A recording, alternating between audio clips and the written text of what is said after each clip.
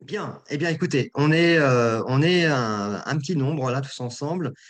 Encore une fois, merci beaucoup, Emmanuel, pour l'acceptation de cette invitation. C'est un peu l'idée de l'année, c'est de créer ces soirées de la rencontre. Donc, tu es la première invitée. Merci d'avoir accepté.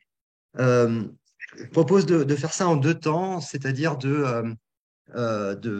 j'ai quelques questions à te poser assez précises sur ton parcours, sur comment tu travailles, ce que tu proposes en termes de formation, mais aussi en termes d'accompagnement.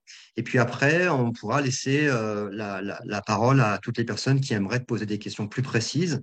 J'ai l'impression qu'il y a quand même beaucoup de profils très différents. Il y a des gens qui sont des purs hypnothérapeutes. Il y a des gens qui sont des purs palo-alciens. Et puis, il y a des gens qui sont peut-être dans d'autres disciplines. Donc, il y a un peu un mélange de genres. Donc, je vais pas partir du principe que tout le monde sait ce qu'est Palo Alto. On va essayer, si jamais il faut redéfinir quelque chose, quelques trucs un peu théoriques, essayons de prendre le temps de le faire. Et puis après, si les gens vraiment comprennent pas, ils poseront de toute manière des questions. J'aimerais juste rappeler que tu es thérapeute, que tu es formé à Palo Alto, que tu es même une figure importante dans le milieu de Palo Alto, parce qu'on ne peut pas aborder Palo Alto sans finir par arriver, enfin, à un moment donné, sur tes ouvrages et sur ton travail, c'est presque inévitable, et c'est ce qui m'est arrivé d'ailleurs. Et donc, c'est aussi à travers tes ouvrages, donc il y a 12 livres que tu as écrits qui sont assez fréquenté, assez couramment lu. Si je prends quelques titres, moi j'avais commencé par lire Mon ado, ma bataille, parce que j'avais des soucis avec mon fils. Donc du coup, j'avais lu ça, puis ça m'a aidé après en cabinet à aborder des séances avec des ados. Il y a aussi Te laisse pas faire aussi que j'ai lu, parce que effectivement, j'avais aussi moi des enfants que j'accueillais en cabinet qui avaient cette problématique-là, même si ça n'a pas été très, je n'ai pas eu beaucoup de cas comme ça. J'ai beaucoup aimé aussi Nos enfants sous microscope, qui a une vision très nouvelle et très recadrante en fait pour considérer les pathologies. Et puis il y a d'autres ouvrages que tu as écrits sur la gestion des émotions. Je n'ai plus peur de mes peurs. Tu as aussi écrit Votre enfant face aux autres. Là, c'est plus pour les parents qui puissent aider leurs enfants à mieux gérer leurs propres relations. Tu as aussi écrit des livres pour les prophètes, pour les instituts, enfin les enseignants en tout cas, comment ne pas être le prof idéal. Voilà, donc il y a eu beaucoup d'ouvrages. Les personnes pourront aller voir un petit peu sur ta bibliographie tout ce qu'il y a. Mais pour commencer, Emmanuel, est-ce que tu pourrais nous parler un peu de ton parcours? Comment est-ce que tu es arrivé à la fois à la thérapie et puis à Palo Alto, et puis même après, sur cette thématique assez précise quand même de la souffrance des enfants et du harcèlement? Alors, alors déjà, bonsoir, bonsoir tout le monde. Donc moi, je voulais te remercier parce que je trouve que vraiment ce groupe que tu as créé avec infiniment de générosité, je trouve beaucoup de, voilà, de partage comme ça. Je sais l'énergie que ça demande et je voulais te remercier parce que c'est chouette et qu'il n'y en a pas beaucoup de groupes comme ça qui diffusent en fait, qui transmettent l'école de Palo Alto, qui est un modèle qui me tient évidemment à cœur. Donc merci beaucoup, Michael, pour ça. Je suis ultra honorée d'être la première invitée de ces soirées. Et je suis un peu, alors en fait, je suis un peu intimidée de parler à des pairs parce que je pense qu'il y a quand même pas mal de voilà d'accompagnants dans cette assemblée. Et en fait, c'est assez rare, c'est-à-dire que soit on a des étudiants qui finalement connaissent pas exactement tout, donc voilà, on est en train de les former. Soit on a des patients évidemment en consultation, soit on a des lecteurs qui nous écrivent, mais être avec des pairs finalement. Alors moi j'ai la chance d'avoir une équipe de magnifiques personnes. J'ai 30 personnes autour de moi, donc j'ai l'habitude évidemment de discuter avec elles. Mais des pairs qui font partie d'autres, voilà, d'autres univers, c'est pas si souvent. Donc je suis à la fois très contente et très émue. Donc merci beaucoup. Alors, donc en fait, moi, j'ai rencontré Palo Alto, parce que moi, j'ai rencontré d'abord l'école de Palo Alto avant de rencontrer la thérapie. L'école de Palo Alto, j'ai rencontré parce que mon oncle psychiatre m'en a parlé quand j'avais 20 ans, donc c'est-à-dire il y a extrêmement longtemps. Et ça prouve aussi que les psychiatres ne sont pas tous... Non, je plaisante. Donc, je plaisante évidemment, il y a plein de psychiatres super bien. En tout cas, mon oncle fait partie de ces gens-là. Et il me dit un jour, chérie, je pense que t'aimeras ça. Et il me colle Václavic en fait dans les mains. Et donc ensuite donc là j'ai fait, je pense que ça a fait ça un peu avec tous ceux qui pour la première fois ont rencontré ce modèle-là. Moi, ça m'a fait complètement vrillé, je veux dire, mais un truc, j'étais hébétée en fait, j'étais bouleversée intellectuellement, je trouvais ça juste hallucinant. Enfin, voilà. Et alors à l'époque, puisque je vous rappelle que c'était il y a extrêmement longtemps, à l'époque, il y avait un lobby psychanalytique extrêmement fort en fait, en France notamment, qui était encore un peu moins fort en Belgique et en Suisse, mais il était quand même très fort en France. Et donc il n'y avait absolument aucune formation sur l'école de Palo Alto. Mais dans ma tête, je me suis dit, un jour, je ferai quelque chose avec ça. C'est impossible que je passe à côté de ça. Et puis 15 ans plus tard, donc moi j'avais fait une école de commerce, donc rien à voir avec ça, vraiment. J'ai été pendant 15 ans DRH peau de vache, mais j'étais quand même sympa malgré tout, mais quand même, il faut assumer à un moment donné ce qu'on a été, donc voilà. Et pendant ces 15 ans, j'ai continué à chercher un peu, et puis à un moment donné, je me suis rendu compte que tout à coup, il y avait une formation qui était donnée en France sur l'école de Palo Alto, et là j'étais hystérique. Donc j'ai demandé à mon patron pour le troisième poste de DRH que j'ai occupé, je lui ai demandé si je pouvais avoir en formation continue cette formation. Il a dit oui. Et donc, c'est dans l'entreprise que j'ai commencé, moi, à appliquer, en fait, Palo Alto. Et puis ensuite, je me suis installée après avoir été formée. Donc, moi, j'ai été formée 4 ans, en fait. J'ai été à la fois en France et en Belgique, ce qui fait que j'avais un accent belge, en fait, au début de mes thérapies, puisque moi, j'apprends beaucoup en imitant. Donc, et ce qui m'a valu aussi des trucs un peu gravissimes, comme par exemple, à un moment donné, une de mes amies me dit, chérie, il faut que je te dise quelque chose que tu ne sais pas, voilà, et donc tu ne te rends pas compte. Et là, je me dis, c'est horrible, hein, cette phrase. Je me dis, mais elle va me dire que mon mec me trompe, c'est obligé. Enfin, vu le truc sinistre, le ton sinistre qu'elle prenait, quoi. Et donc là, elle me dit, en fait, quand tu fais de la stratégie avec tes filles, tu prends un accent belge. Et donc, elles savent que tu es en train d'essayer de les niquer. Donc, par exemple, elle me dit, je t'écoutais hier et tu dis, j'en ai rien à foutre que tu ranges pas ta chambre. Et donc là, elle savait en fait que j'étais en train de les manipuler. Donc voilà, donc c'est comme ça que je me suis formée en Belgique. Et puis alors j'ai donc monté mon cabinet, enfin mon cabinet, ma consultation, en fait un petit cabinet quoi, j'étais toute seule. Et ce qui s'est passé, c'est que j'ai eu assez vite des enfants et des adolescents dans ma patientèle, parce que j'imagine que ça vous fait pareil vous. Je pense qu'on a un peu la patientèle qu'on aime, quoi, en fait. Hein. Donc moi, j'aime beaucoup les enfants et les ados, je m'entends très bien avec eux. J'aime beaucoup les fous aussi, vraiment les gens un petit peu comme ça, qui font un peu peur, un petit peu impressionnants comme ça. J'aime vraiment beaucoup, sans doute parce que je leur ressemble un peu, je ne sais pas. Enfin bref, en tout cas, j'aime bien ça. Je déteste les couples. Vraiment, pour moi, c'est la zone d'emmerdement maximale, c'est le couple, pour plein de raisons. D'abord parce que souvent, au bout de environ 40 minutes de séance, il y en a un qui dit à l'autre, est-ce que tu vas dire, Madame Piquet, ce que tu m'as fait en 74? Et là, je dis, non, mais c'est pas possible. Je m'en fous, en fait. Enfin, je veux dire, je m'en fous. Ça ne va pas m'aider du tout. Et surtout, je calcule combien d'années il me reste et donc d'heures il me reste pour bien comprendre tout ce qui s'est passé dans ce couple. Donc, ça, c'est très fatigant. Et puis surtout, je trouve qu'il y a une espèce de résistance à la souffrance. Hein? Hein? Ouais. C'est pas un chat, mais c'est. C'est un mari mécontent. Je trouve qu'il y a une résistance à la souffrance très forte en fait dans le couple. Je trouve qu'il y a une homéostasie absolument hallucinante avec une capacité à souffrir 1000 mots sans changer en fait. Donc je trouve ça très fatigant. Voilà. Et donc comme j'ai rencontré les enfants et les adolescents très vite et peu de couples et peu de dépressifs également parce que j'ai du mal aussi avec les dépressions. Du coup, un peu comme les sœurs Tatin quand elles ont inventé leur tarte. Enfin, vraiment, c'est pas du tout quelque chose de génial de ma part. Mais à un moment donné, je leur posais la question un peu systématiquement, alors même que le tableau symptomatique était très très différent hein, d'un patient à l'autre. Ça pouvait être des encoprésies, ça pouvait être des crises de colère horribles, des attaques de panique, enfin peu importe. Je leur posais la question comment ça se passe pour toi dans la cour? Et je me suis rendu compte assez rapidement que dans 80% des cas, environ, ils me répondaient ça se passe extrêmement mal, sans que les parents qui avaient pris rendez-vous pour leur enfant aient fait le lien en fait hein, entre ce qui se passait dans la cour et la symptomatologie. Et du coup, je me suis dit c'est hallucinant parce qu'en fait, on a là quand même un motif de souffrance extrêmement fréquent et qui n'est pas du tout pris en compte en dehors d'une écoute empathique et bienveillante évidemment. Enfin, c'est quand même la moindre des choses, mais il n'y a pas au fond de solution apportée ni à ses enfants ni à ses parents.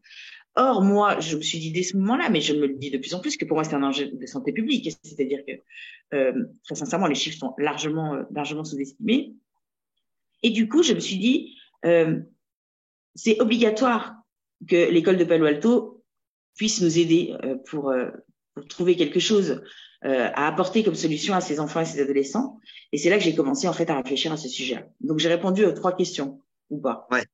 Mais parce que naturellement, on peut aujourd'hui les formations pour les thérapeutes qui veulent s'améliorer ou devenir plus efficaces par rapport aux enfants, ça demande des outils plus précis que toi tu as modélisés, mais par défaut, le modèle s'applique.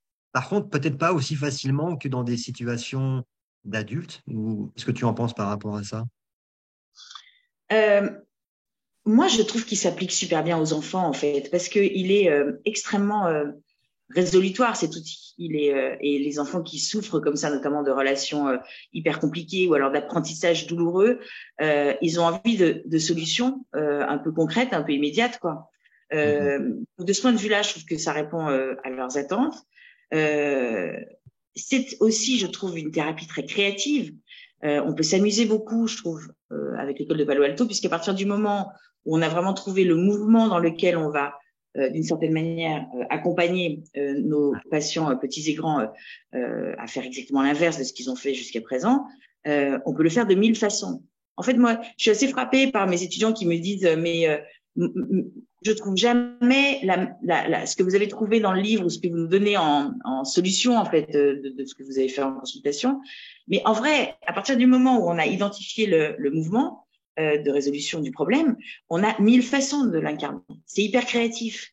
Et donc, on peut hyper s'adapter à tous les profils du monde et à tous les profils d'enfants du monde. Même des enfants, nous, il nous arrive d'outiller des enfants trisomiques, par exemple, des enfants autistes. Il nous arrive d'utiliser des enfants très timides comme des enfants extrêmement exubérants. Enfin, je trouve que voilà, c'est vraiment quelque chose qui ouvre des possibilités extrêmement sur mesure en fait. Donc de ce Ouais. point de vue-là, ça fonctionne bien. Donc, du coup, à un moment donné, tu as voulu basculer dans comment dire, dans l'intervention à plus grande échelle, j'allais dire. C'est-à-dire que tu as eu l'idée de créer ces centres de formation pour thérapeutes. Alors, il faut déjà être formé à Palo Alto avant, ou est-ce que tu prends des gens from scratch, ou comment ça se passe, là, l'approche? Alors, nous, en fait, on a, grosso modo, on travaille avec 2 types d'étudiants. On a un premier type d'étudiants, c'est les étudiants qui veulent devenir thérapeutes stratégiques et systémiques selon l'école de Palo Alto, et uniquement ça, parce qu'on ne sait rien faire d'autre. Hein. Donc, ils veulent se convertir la plupart du temps, ou alors des psychologues, ou là, par exemple, on va former tous les pédopsychiatres du CHU de Montpellier. Donc, ça peut être aussi déjà des soignants qui ont envie d'apprendre ce métier en plus du leur. Et là, c'est vraiment, on prend vraiment des gens qui aiment bien lire des choses compliquées, parce que lire Bateson, c'est pas forcément simple pour ceux qui ont essayé de le faire. Et il faut lire Bateson, je pense. Lire Wickland, Fish, Vaslavic, c'est plus simple. Des gens qui veulent s'investir dans une formation, parce que c'est une formation qui est exigeante, parce qu'elle demande en effet des lectures. Et puis nous, on a en parallèle des cours, un e-learning extrêmement étoffé et dont il faut s'emparer. Donc c'est une formation compliquée, complexe, dure. Je dirais que les populations pour lesquelles elle est la plus difficile, cette formation, c'est les psychologues, en fait. Les psychologues, notamment, qui ont été formés beaucoup selon le modèle psychodynamique, Ouais. parce qu'ils doivent un peu faire une espèce de reset. Et donc, ça peut être très douloureux à certains moments. Donc, au fond, c'est vraiment ouvert à tous ceux à tous ceux que ce modèle intéresse et ceux qui veulent se convertir. Et puis, on a un autre parcours qui est un parcours plus pour les professionnels de l'enfance, notamment issus de l'éducation nationale. Donc, ça veut dire les CPE, les infirmières scolaires, les chefs d'établissement, etc., les enseignants, évidemment, qui ont besoin d'outils dans leur métier, d'outils supplémentaires pour justement gérer les souffrances relationnelles, notamment en milieu scolaire, parce que souvent, ce sont des équipes extrêmement démunies. Et Ouais. pour ça, on a monté le premier diplôme universitaire sur ce sujet, apaiser les souffrances scolaires grâce à l'école de Palo Alto. En plus de notre parcours en France, on a monté ce diplôme avec l'université de Liège. Donc voilà. Mais en fait, moi, comment dire ça? C'est très étrange. C'est très processif pour ceux qui peut jargonner un peu comme ça. C'est-à-dire que j'ai pas eu l'impression tout à coup de dire tiens, je vais monter un regroupement, tiens, je vais monter un organisme de formation. Ça s'est un peu fait comme ça, de D'accord. façon un peu en fonction des rencontres que j'ai faites, des super Ça a belles été rencontres. accueilli comment dans la communauté scolaire, dans les institutions? Comment est-ce que ça a été Parce que imagine que tout ce qui est harcèlement, il y a déjà des choses qui étaient en place avant, alors dans une dynamique bien différente de celle de Palo Alto. Comment est-ce que toi, tu as réussi à introduire cette nouvelle vision, cette vision du monde qui est une vision assez particulière, celle de Palo Alto? Comment ça s'est C'est passé moins tout ça? compliqué.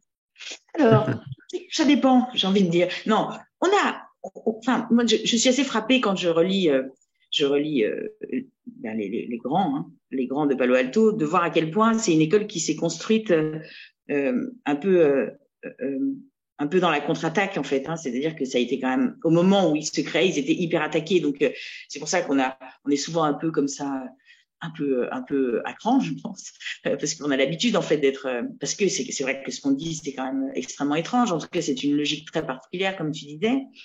Alors, au fond, il y a vraiment des chapelles au sein de l'éducation nationale. Donc, il y a des chapelles qui sont vraiment plutôt extrêmement favorables parce que voilà, c'est un modèle qui a fait ses preuves, hein, notamment en matière de lutte contre le harcèlement, mais également en matière d'apaisement des souffrances des enseignants, notamment, je pense, par rapport à la gestion des classes, etc.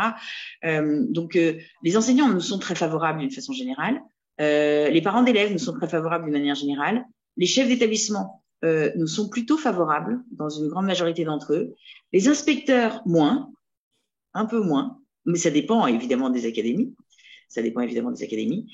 Et puis alors, il y a une frange qui vraiment nous déteste par principe, et ce que je peux parfaitement comprendre, hein, c'est certains syndicalistes un peu ultra, des syndicats de l'éducation nationale, pour qui, au fond, les solutions en formation, etc., doivent être issues du sérail, en fait, d'une certaine manière. C'est-à-dire qu'il ne faut pas que ça vienne de l'extérieur. Et je pense que vraiment leur idée, c'est que sinon, il peut y avoir des charlatans, des gens qui en profitent, qui font de l'entrisme, etc. Donc, ils sont très, très remontés, en fait, d'une manière générale, contre tous ceux qui sont pas issus de leur rang. Et alors, ce qui s'est passé aussi, en termes de difficultés, c'est que on a eu un certain nombre, pas toutes, mais d'associations de lutte contre le harcèlement qui sont souvent représentées par d'anciennes victimes, mais surtout des parents de victimes qui, par exemple, se sont suicidés après des faits de harcèlement, pour lesquels notre proposition, qui consiste en effet à outiller les enfants harcelés pour qu'ils fassent changer l'inconfort de côté, donc c'est avec eux qu'on va travailler en se mettant à côté d'eux, accroupis à côté d'eux, pour que, en effet, ils enrayent en fait ce cercle vicieux abominable dans lequel ils ont été mis. Cette proposition, elle est inaudible pour un certain nombre de gens Ouais. qui ont subi ça, parce que pour eux, c'est insupportable d'entendre qu'il faut en plus que les enfants harcelés fassent quelque chose, en fait. Or, si on se réfère en effet un des premiers principes de l'école de Palo Alto, c'est que nous, on intervient auprès des gens qui souffrent, et celui qui souffre le plus en matière de harcèlement, c'est évidemment l'enfant harcelé, ses parents également en conséquence. Et ce qui est très difficile à entendre, c'est que, et nous on le constate quand même de façon assez évidente, c'est que l'enfant harceleur, lui, au moment où il harcèle, il ne souffre pas. L'enfant harceleur, au moment où il harcèle, il est saisi par une forme de plaisir qui n'a pas tellement d'autres plaisirs similaires, enfin qui n'a pas d'équivalent en fait, qui est un plaisir lié au fond à la perception de l'impact considérable qu'on a sur la vie d'un autre être humain et sur aussi une meute qui entoure cet être humain en question. Et ce plaisir-là, il est extrêmement intense. Et il est couplé avec un objectif de sécurisation de la part du harceleur qui se dit, au fond, si je harcèle, je ne serai pas harcelé. Ce qui est très souvent vrai. C'est relativement pragmatique comme vision du monde, même si c'est très immoral. Et le problème, c'est que du coup, nous, c'est pas du tout qu'on a envie d'embêter l'enfant harcelé, c'est plutôt qu'on pense que c'est lui qui a intérêt à faire des choses pour que ça s'arrête. Comme le dit le modèle Oui. de l'école de Palo Alto. Or, l'éducation nationale, dans son ensemble, a comme seul et unique interlocuteur le harceleur et les témoins actifs. Et du coup, c'est avec eux qu'ils travaillent, en tentant notamment de les préoccuper, hein, en disant Ouais. tu dois te préoccuper de l'enfant harcelé. Et le problème, c'est que les gamins en question, ils disent oui, parce qu'ils sont polis et qu'ils n'ont pas envie de se faire sanctionner, quoi. Mais il se passe rien derrière, en fait, parce qu'ils veulent ni lâcher cet objectif de sécurisation, ni renoncer à ce plaisir immense. Et un chiffre simplement, parce que c'est extrêmement intéressant. Nous, donc ça fait 15 ans ça fait 15 ans qu'on existe, ça fait 10 ans qu'on est extrêmement connus sur le sujet. On reçoit à peu près 400 à 500 enfants harcelés par an, donc on a, je pense, la base de données la plus fournie, en tout cas sur un plan quantitatif, et également qualitatif, parce que ce que nous disent les enfants et les adolescents dans le creux de nos cabinets, c'est pas ce qu'ils disent ailleurs, en fait, évidemment, et notamment pas dans l'enceinte scolaire. Eh bien, en 15 ans, nous n'avons jamais reçu d'enfants harceleurs. Ah. C'est quand même étrange, je veux dire, pour une population dont on nous explique qu'elle souffre, parce que ça, c'est un peu la petite musique, en ce moment, c'est l'enfant harceleur souffre. D'accord? Alors moi, je sais pas, j'en ai jamais vu. Ouais. Donc c'est bizarre quand même, c'est quand même très étrange. En revanche, j'ai beaucoup la question en conférence, de parents qui disent, et qu'est-ce qu'on fait si jamais on se rend compte que son enfant est harceleur? Mais j'imagine que c'est parce que la conférence est gratuite, je ne sais pas. Mais en tout cas, ils ne viennent pas dépenser d'argent. Et alors, c'est ça qui est drôle. Quand je dis, je n'ai jamais vu d'enfant harceleur, je rectifie. J'ai forcément vu des enfants harceleurs. Par définition, statistiquement, t'es obligé. Mais c'est pas pour ça qu'ils venaient. Ils venaient pour des crises de panique, ils venaient pour des je sais pas quoi. Et ils ne sont jamais venus nous voir en disant, voilà, j'aimerais vraiment que tu m'aides à ce que j'arrête de harceler parce que ça me fait terriblement souffrir. Ouais. Toi, tu penses qu'il y a des types quand même d'enfants? Est-ce qu'il y a, ben, est-ce qu'un enfant qui aurait 5 6 ans, est-ce qu'on peut déjà voir dans son comportement qu'il risque de devenir harceleur ou harcelé quand il sera au collège, par exemple? Est-ce qu'il y a des tendances? Je ne sais pas, je sais pas du tout. Ce que je sais, en revanche, c'est que c'est un fléau qui est très équitablement réparti au sein de la population, un peu comme la violence conjugale. Ça veut dire que nous, on a la chance d'être à la fois dans des grandes villes, comme Paris et Lausanne, par exemple, à la fois dans des moyennes villes, comme Lyon, Lille, etc., dans des petites villes comme Mâcon, en Saône-et-Loire. Et on a également la chance d'avoir des profils, donc on a des profils géographiques très différents. Et puis alors, on a, grâce à la Fondation pour l'enfance, on a monté il y a 4 ans maintenant un dispensaire. Ça veut dire que l'ensemble des 30 thérapeutes de l'équipe donnent 2 séances par mois à ce dispensaire, ce qui fait que la séance coûte 2 euros, avec lesquels on va boire des bières. Essentiellement, c'est à ça que ça nous sert. Et donc, ça nous permet d'avoir des parents qui ne peuvent pas se payer une consultation en ville, qui viennent dans ce dispensaire. Donc, on a aussi des TSP différentes, en fait, puisque entre une séance à 60 euros et une séance à 2, évidemment, c'est pas la même chose. Et donc, on ne peut pas dire qu'il y ait de tout à coup, voilà, comment dire. Donc ça, on peut pas dire que les enfants pauvres se font plus harceler que les autres, que les enfants ruraux, il y a plus de problèmes qu'en ville et inversement. On peut pas dire ça. C'est très équitablement réparti, premièrement. Deuxièmement, on a un truc, alors donc l'institution éducation nationale, cette vénérable dame, nous explique quand même très souvent, et puis les psys aussi expliquent ça pas mal, que en fait les enfants qui sont harcelés, ils sont roux, gros, mal habillés, voilà, ou soit trop intello, soit con, enfin bref, enfin on nous explique en fait que en gros, Ouais. ils se font harceler parce qu'ils sont différents, quoi. C'est quand même le gros truc, c'est vraiment. Et donc moi donc moi je me dis, imaginons un enfant gros et roux, imaginons.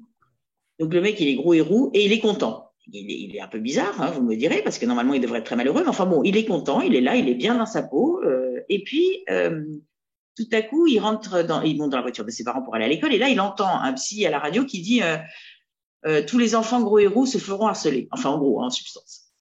À votre avis, dans quel état il rentre dans la cour de l'école ce matin-là? Je veux dire que ça crée évidemment une vulnérabilité, alors même qu'on n'a encore rien fait. Or, et donc j'en viens à ta question, pour nous, vraiment, l'ingrédient en amont de tout fait de harcèlement, d'ailleurs que ce soit à l'école ou en entreprise, c'est la vulnérabilité repérable. C'est-à-dire, enfin, une fragilité repérable qu'on appelle vulnérabilité plus exactement, et c'est une vulnérabilité qui est repérable par les adolescents et les enfants, de primaire aussi, les adolescents, jusqu'à environ 21-22 ans, ils ont ce radar extrêmement aiguisé.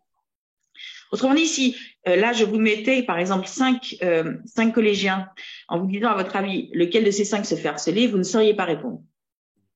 En revanche, si je mets ces mêmes 5 collégiens devant une classe de collégiens, ils vous diront, c'est celui du milieu. Et ils le diront pour une raison de posture, c'est-à-dire qu'ils décèleront quelque chose que nous, on ne décèle pas forcément, plus forcément. Ok. Or, n'importe quel enfant peut être vulnérable à un moment donné, hein, soit parce qu'il a perdu son hamster, soit parce que les parents sont disputés, soit parce que mamie est malade, enfin peu importe. On peut tous être vulnérables à un instant donné. Et ce qui se passe, c'est que bien entendu, les enfants harceleurs vont pas aller chercher leurs victimes parmi les clasheurs et les ambianceurs de la cour. Hein. Ils vont aller les chercher parmi des enfants dont ils présument qu'ils sont vulnérables. Donc ils présument souvent juste, comme je vous le disais. Ils vont donc commencer à taquiner, et c'est souvent une taquinerie hein, par laquelle ça commence. Et là, l'enfant vulnérable, souvent parce qu'il n'est pas bien, parce que c'est compliqué, parce qu'il est un peu tétanisé, ne répondra à rien ou très mollement. Ce qui donnera le signal à l'enfant harceleur qu'il peut continuer, ce qu'il va faire. L'enfant harcelé va continuer, lui, à ne pas rétorquer. Et c'est ainsi que, d'une certaine manière, cette spirale se met en place, quoi, d'une Ouais. certaine façon. Est-ce que ça veut dire que du coup, la lutte contre le harcèlement ne vise pas finalement à éradiquer le harcèlement, mais juste à faire le pompier, quoi? On est un peu en mode pompier, on est sur du cas par cas, mais il y a cette idée Alors, quand même que quand on voit de la publicité sur le harcèlement, quand les institutions font des campagnes de pub, on a l'impression que c'est quelque chose contre lequel il faut lutter et qu'on pourrait en venir à bout.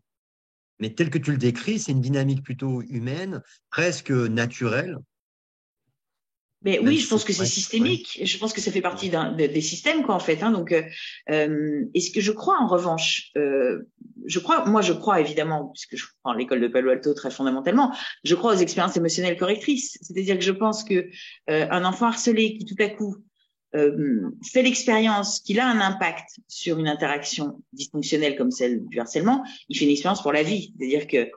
désormais, il sait qu'il a un impact sur la relation.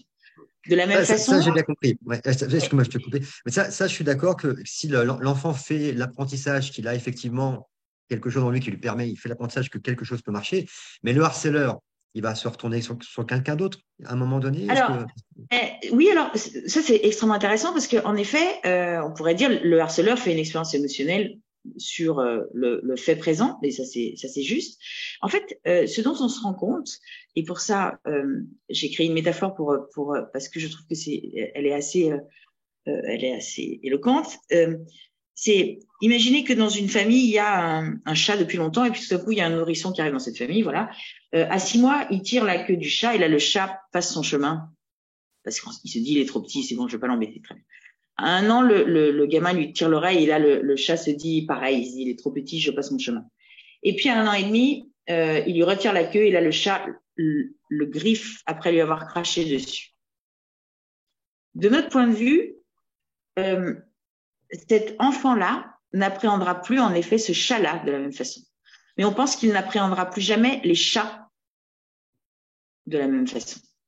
Parce que quand tout à coup, alors même qu'on a été habitué à ce que les victimes ne ripostent pas, à ce que les victimes restent dans leur rôle de victime, à ce qu'elles voilà, à ce qu'elles continuent à souffrir, etc., d'une façon ou d'une autre, et que tout à coup, on a une victime qui se rebelle, on fait l'apprentissage qu'une victime, ça peut se rebeller. Ouais. Parce que moi, ce que je crois, c'est que les enfants harceleurs qui sont jamais tombés sur un os de la part de leur père, hein, PAIRS, qui sont tombés juste sur des gens qui éventuellement les ont sanctionnés, on leur a fait la morale, etc., ils ont une espèce de sentiment de toute puissance, parce qu'ils ont l'impression que toutes les victimes se soumettent. Et on le sait, ça donne souvent, ce sentiment de toute puissance, des trajectoires un tout petit peu problématiques, que ce soit dans le couple, que ce soit dans la famille, que ce soit professionnel. Et donc, nous, on a le sentiment au contraire qu'on fait quelque chose qui est l'inverse du pompier, c'est-à-dire qu'on résout un problème, mais on fait faire des expériences, oui, on fait faire des expériences à tout le monde, aussi bien à l'enfant harcelé qu'à l'enfant harceleur, et même aux témoins, qui se disent, au fond, ça veut dire que on n'est pas faible ou fort toute sa vie. Ça veut dire que ça peut changer à tout moment. Parce que, en effet, quand on tient la relation par un bout, quand on est dans une interaction, on a un impact dessus, quoi Ouais. qu'on en dise. Oui, puis cette notion d'apprentissage, elle est vraiment au centre de Palo Alto, quoi. C'est le fait Absolument. de pouvoir vivre et après généraliser quelque chose qu'on a vécu une première fois, et après on en. Ouais.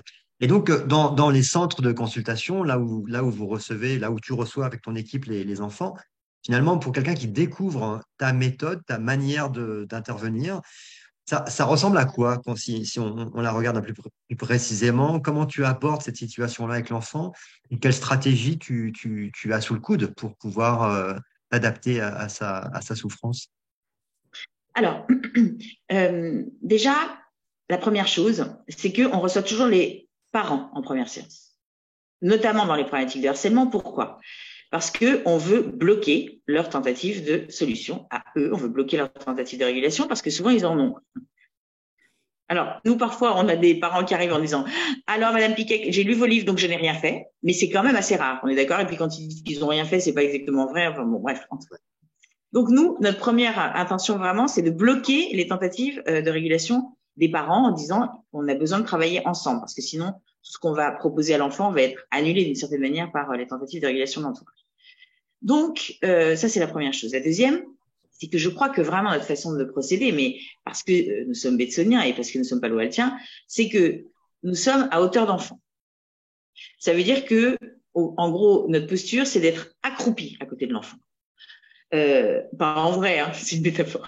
Oui, oui, bien sûr. Mais quoi en disant, au fond, on va investiguer avec toi exactement ce qui se passe dans la cour, ce qui se passe exactement, et on va aller chercher, comme font tous les palo-altiens, des séquences pour comprendre exactement ce qui se passe. Ce que je dis à mes étudiants souvent, c'est je veux que vous connaissiez la couleur des chaussettes du harceleur. Je veux comprendre qui est cette personne.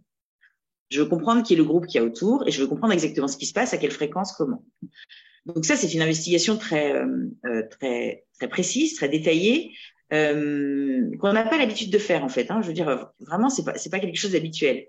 Et en fait, c'est ce qu'on leur dit. Hein. On leur dit, comme on dit à tous nos autres patients d'ailleurs, j'ai besoin que tu me ramènes des éléments si tu les as pas là, que tu me les ramènes pour la première séance, comme si un peu j'avais été une caméra sur ton épaule pendant toute la semaine où tu as été dans la cour de récré face aux gens qui t'embêtent.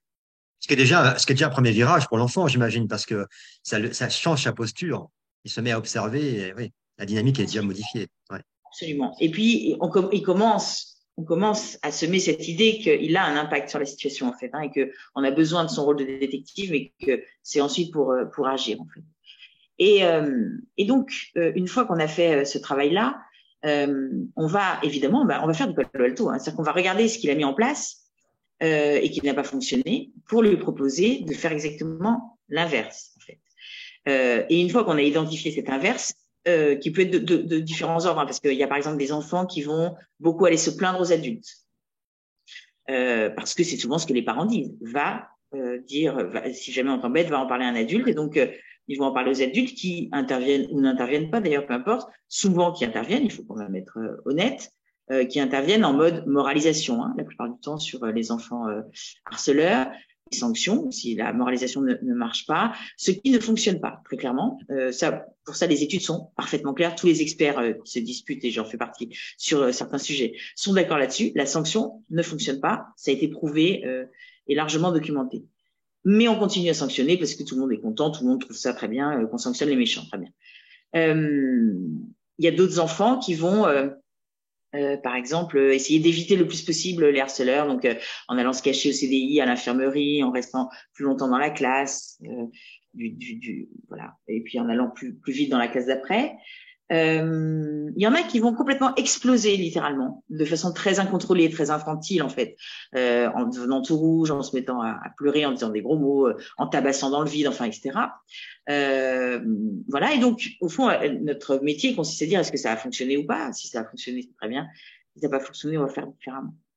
Et une fois qu'on a trouvé comment faire différemment, là, il faut qu'on élabore avec eux une tactique qui va être complètement écologique les concernant, c'est-à-dire qu'ils vont être capables de mettre en œuvre, et surtout qu'on va d'une certaine manière dérouler avec eux, c'est-à-dire qu'on va proposer une stratégie en disant qu'est-ce qui se passe si tu réponds ça, alors la prochaine fois qu'ils t'attaquent, et là ils vont dire il me répond ça, donc on va dire d'accord, alors à ce moment-là tu pourrais répondre ça, et qu'est-ce qu'il pourrait répondre, alors il va répondre ça, et on déroule comme ça, enfin on enroule, pardon, exactement, on enroule en fait pour que au moment de l'action, ils ne soient pas tétanisés par l'après en fait, qu'on ait préparé l'après avec eux d'une certaine façon. Et ensuite, on les entraîne. Ça, c'est notre autre façon de faire. Donc, c'est-à-dire qu'en fait, notre métier consiste à insulter des enfants afin qu'ils nous répondent. Et on est bien payé. Non, je plaisante. Donc, non, mais en effet, hein, c'est vrai qu'on va les insulter. Et tant qu'en effet, ils n'ont pas, d'une certaine manière, riposté d'une façon quasi naturelle, quoi, comme si ça sortait de façon un peu logique, on ne les laisse pas repartir. Et on va demander aux parents de les entraîner également. Alors, est-ce Ça, qu'il y a c'est des trucs et astuces un petit peu par rapport à la réponse face à une insulte, par exemple? Est-ce que, bon, je comprends qu'il y a cette idée du virage à 180 degrés, qui est vraiment dans l'idée de Palo Alto, mais est-ce qu'il y a des règles un peu générales sur comment répondre face à une insulte d'un harceleur? oui, Je bien vois. sûr. Ouais. Mais vraiment, vraiment vraiment hein, c'est vraiment hyper important de bien se caler dans le virage à 180 degrés. À partir de là, en effet, une des premières choses, c'est que, et qu'il faut bien comprendre, que je disais un peu tout à l'heure, c'est que ce qui alimente le cercle vicieux du harcèlement, c'est la souffrance exprimée de l'enfant harcelé. C'est parce que l'enfant harcelé, et c'est le feedback, exprime une souffrance que l'enfant harceleur et son groupe se disent ça fonctionne. C'est ça l'indicateur. Or, cette souffrance, elle peut être exprimée de différentes façons, mais en effet, un enfant qui évite ses harceleurs, il montre qu'il souffre. Un enfant qui fait comme s'il n'entendait pas et qui a un air complètement figé, avec comme s'il ressemblait à une poupée cassée avec les yeux tournés à l'intérieur, il montre qu'il souffre. Un enfant qui explose, il montre qu'il souffre. Et donc, la première chose, c'est qu'on va leur dire, cette souffrance-là, tant qu'ils la percevront, ils continueront. Ça veut dire que à 180 degrés, ce qu'il faut qu'on arrive à faire et qui est hyper compliqué, hein, c'est qu'il faut qu'on leur fasse croire que ça nous fait rire.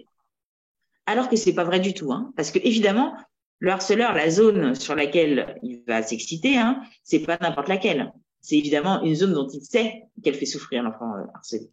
Et Moi, j'ai pourquoi? une- Parce que on pense que l'autodérision est sans doute l'outil le plus fabuleux contre le harcèlement. Parce que quand on sait se moquer de soi-même, il n'y a plus de place pour que les autres se moquent de nous.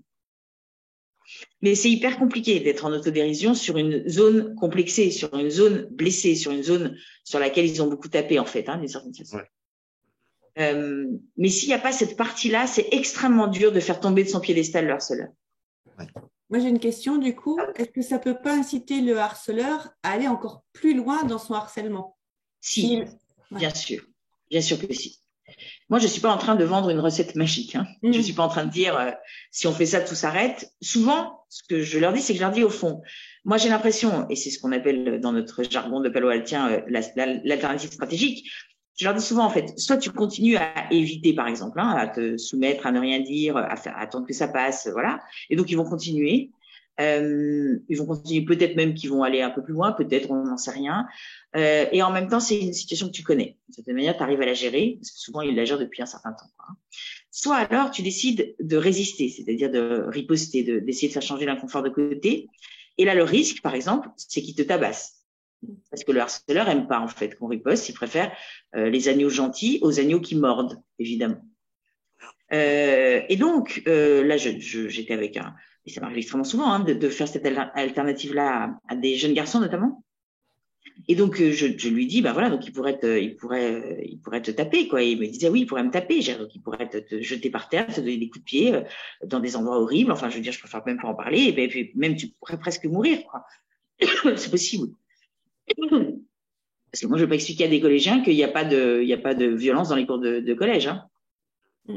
Là, il me dit, bah oui, ce serait horrible. Je dis donc, en fait, c'est affreux, hein. C'est-à-dire que soit tu continues à faire ce que tu fais, à te soumettre, etc., et le harcèlement va durer, soit tu résistes et il y a un risque qui te tabasse. Et donc, moi, je ne sais pas quoi choisir. Et Béatrice, je ne sais pas quoi choisir. Parce que moi, je ne sais pas ce qui est le moins douloureux pour eux, quoi. Ce qui se passe dans l'extrême majorité des cas, c'est que ces jeunes garçons me disent, dans le cas où je riposte, si je me fais taper, c'est parce que j'aurais résisté. C'est beaucoup moins humiliant que de subir le harcèlement. Mais s'ils ne sont pas prêts à prendre ce risque-là, alors ils n'y vont pas. Moi, l'autre jour, j'ai une maman qui m'appelle. C'était un jeune garçon dans un lycée pro qui me disait voilà, j'ai un groupe auquel je suis un peu, voilà, j'ai le droit d'un peu d'aller les voir dans la cour, un gamin très isolé. Hein. Et mais sauf qu'il y a un garçon, un grand qui s'appelle Taïeb, quand il est là parfois et il me regarde droit dans les yeux et il me fait comme ça et ça veut dire dégage.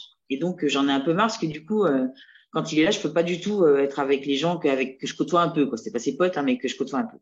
Donc je lui dis, ben oui, c'est un peu horrible. Et je lui dis donc toi tu baisses les yeux et tu t'en vas. C'est ça en fait ce que tu fais. Ça c'est sa tentative de solution. Il baisse les yeux, il s'en va. Et je lui dis, donc j'ai l'impression que ça marche pas très bien, puisqu'au fond, ben voilà, tu peux pas rester avec le groupe et puis il continue à faire ça. Enfin bref, tout ça continue, quoi, donc c'est compliqué. Et je lui dis juste, qu'est-ce qui te passe si tu le regardes dans les yeux et que tu restes? Il me dit, je pense qu'il va me dire pourquoi tu me regardes, toi? Parce que l'idée, c'est quand même qu'il baisse les yeux. Et je lui dis, eh ben, donc, qu'est-ce qui se passe si tu lui réponds, parce que je te trouve beau? Bon, ce qui est un petit peu raide, mais que moi, je trouve relativement drôle. Et là, il me dit, je pense qu'il va pas être super content. Je lui dis, non. Qu'est-ce qu'il va faire? Alors, il me dit, je pense qu'il va me casser la gueule. Je pense vraiment. Je lui dis, ben, donc, faut pas le faire non plus, parce que voilà, c'est quand même moche. Il dit, ben, faut voir. Bon, très bien.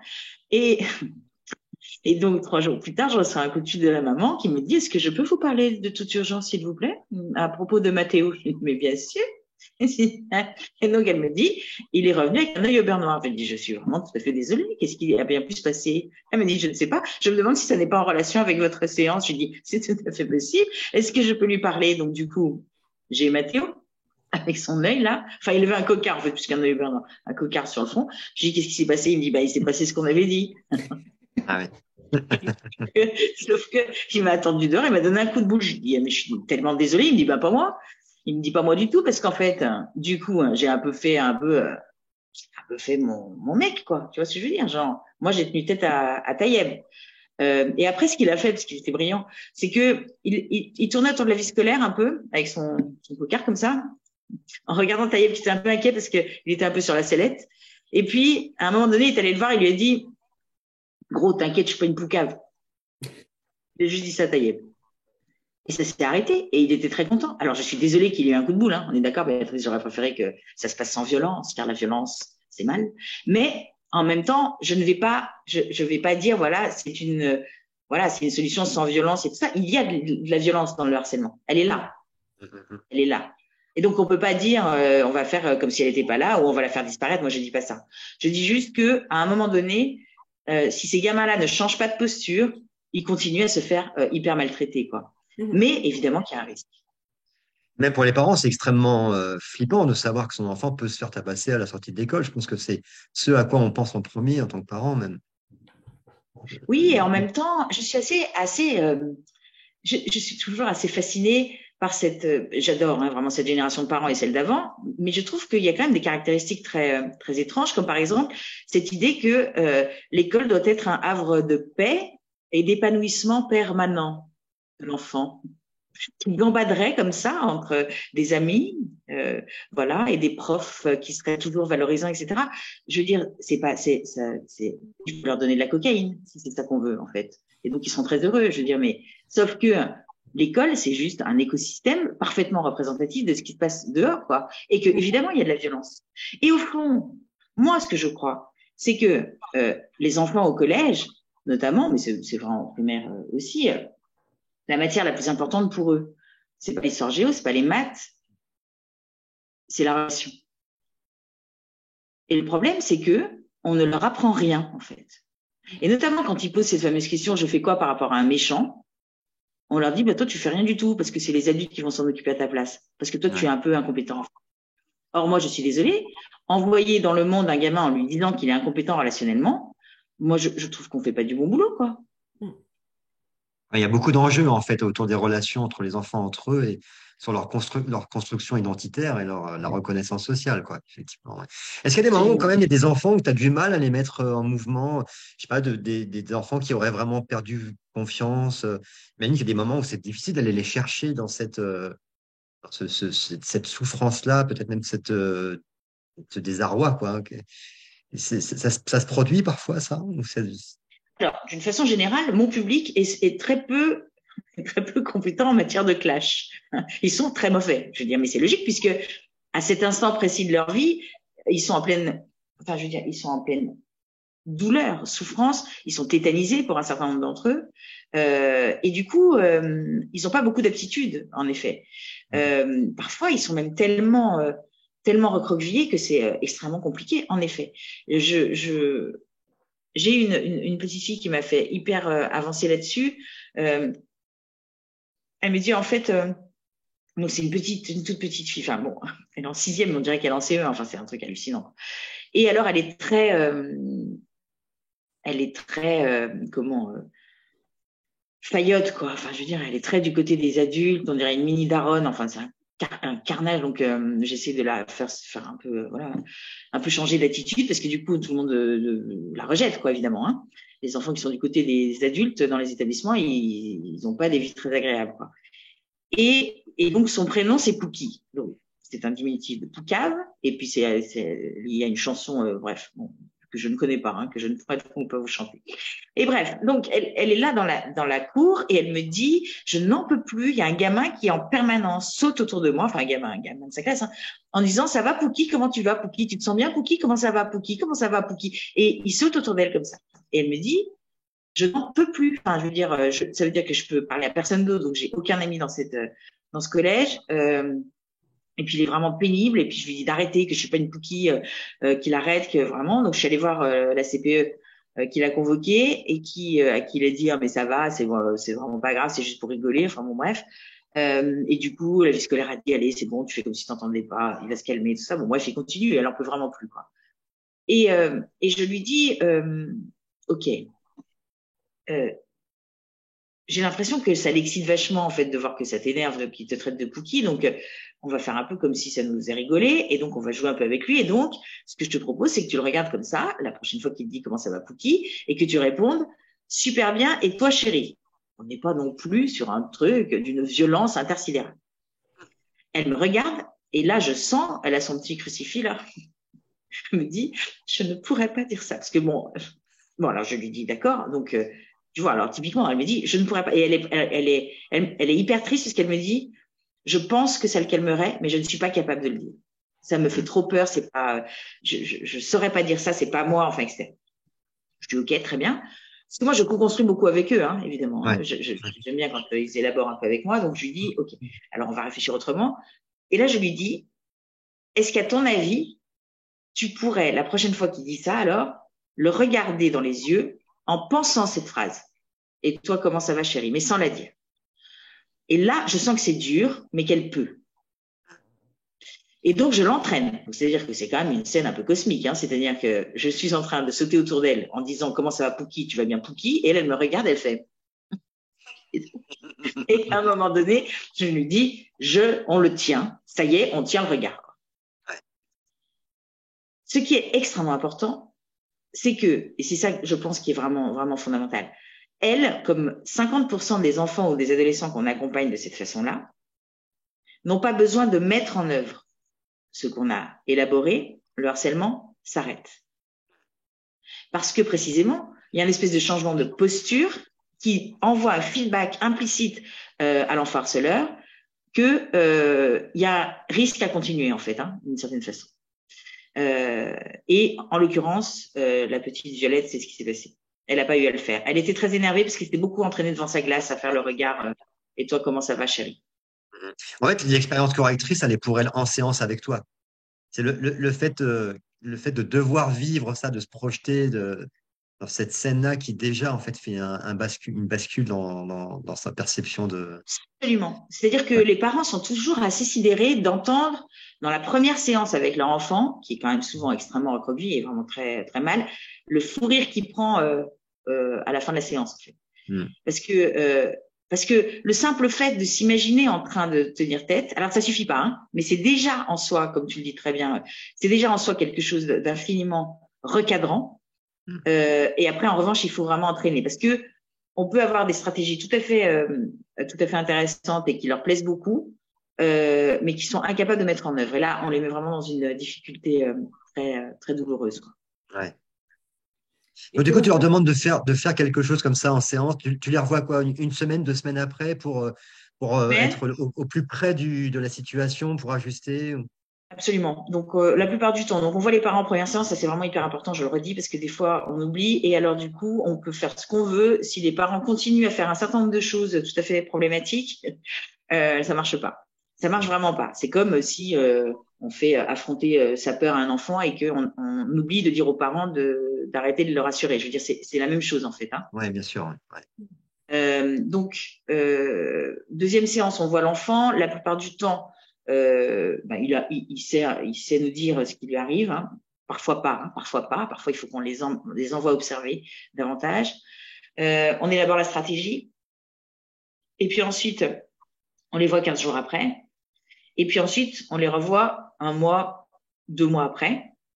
Et nous, alors, ce qu'on fait, c'est que on envoie un questionnaire à tous nos patients 3 mois après la fin de la thérapie, donc 3 mois après la dernière séance, et 2 ans après la fin de la thérapie, pour mesurer le changement de niveau 2. C'est-à-dire, changement de niveau 2 pour nous, c'est à la question, si votre problème était à 10 au début du suivi, à combien situe-t-il maintenant? S'il est à 5, 4, 3, 2, 1, 0, pour nous, on est sur un changement de niveau 2. Au-dessus, on est sur une absence de changement.